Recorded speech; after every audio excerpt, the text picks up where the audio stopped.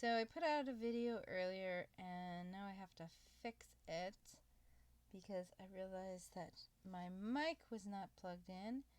Anyway, let's get into it. So Donald Trump tweeted this out.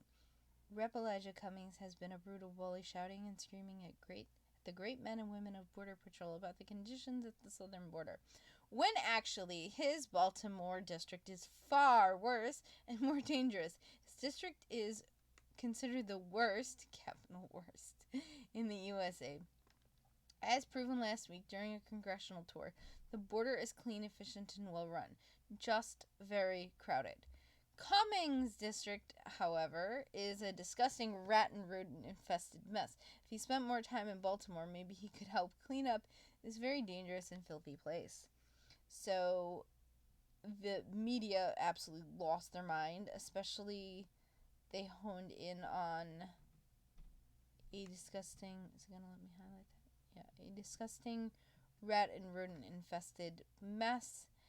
And so, he spent more time in Baltimore, maybe he could clean up the very dangerous. And so he also later tweeted out a video, which is on Conservatarian Curator's channel, and I'll link that in the description. But some black people went through his district that lived there, and they were like, no, I have no problem with Donald Trump. Rep. Cummings should come clean up the district. Wouldn't it be insane if Trump picked up Baltimore, a dark blue state? Wouldn't that be absolutely out of this world insane? Because, I mean, I know the Democrats are going to cheat, which is why we have to be out in full force. But what I think we should do is we should be doing like combined. You should find a congressional district, or if you're in a state that has a Senate race that's important. I'm going to at some point do a video on the Senate races for 2020.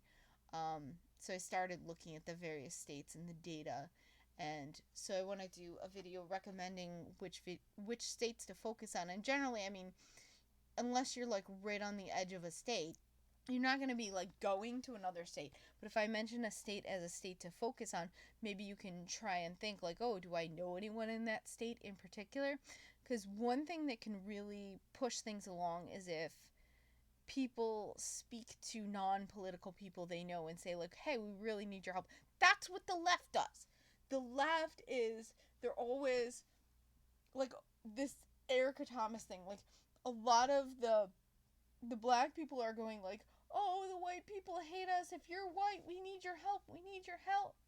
Like, this is what the left does. They constantly ask for help. And this is how they grow, even though they have horrible ideas, is because they lie and they constantly ask for help. We don't ask for help.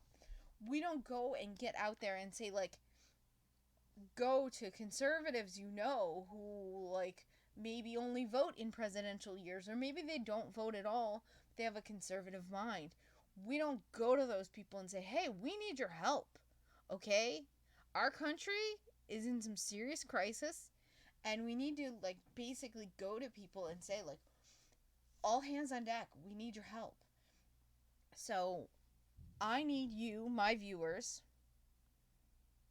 to go out and speak to people and tell them we need your help. Send people that are moderates, send videos to them of like this crazy stuff that the left does and say like, do you support this? Like this wax her balls thing. Send that to them and be like, hey, do you support this? What do you think of this? Like really like stick in their face what's going on in this country and try to get people to wake up. We can't sit there and go, oh, well, people, social media. This is one thing I see a lot from the conservatives, and I think they think that social media, because social media itself is, a lot of these influencers are acting like I've heard people say stuff like, oh, we won the election with memes. No, you didn't. No, you didn't. I think generally people heard the mainstream media and they saw the mainstream media's coverage, and even from the mainstream media's coverage, because that's like me, I was not a political person But even from the mainstream media's coverage, I still picked Trump. I wasn't, all over YouTube, all over Twitter. I think I had a Twitter. I never used it. But this is a different Twitter now that I use. But I had a Twitter at the time. I barely ever used it. I saw it as something people used to follow celebrities. I didn't think of it as like a political tool, and I wasn't a very political person. It was after I voted for Trump that I became a political person. So, given all of that, I wasn't that politically knowledgeable, but I looked through Trump's stances and I was like, okay, Second Amendment, I like that, good on immigration, I like that, school choice, I like that. I went through the stuff that he stood for and I was like, yep, I like this, I like this, I like this. And he had more. I originally liked him from his speech, but then when I double checked, I was like, well, let me look at everybody just to see if there's somebody else that I also like or like more. And he had the most like things that I went through. Especially a lot of the Republicans were weak on immigration. Like I was watching Tomi Lahren. So like I said, I was already a conservative. I was just fairly asleep.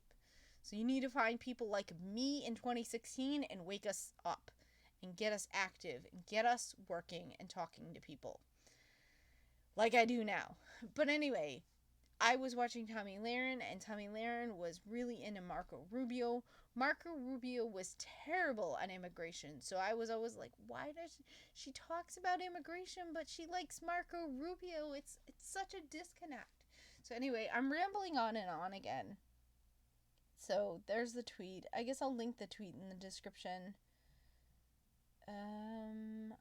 I'll see you all later.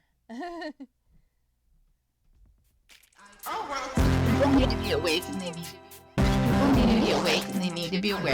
They need to stand up against the stuff. Oh, well, people need to be awake. People need to be awake and they need to be aware. They need to stand up against this stuff. Oh, well. And it's so politically engaged. And is so politically engaged.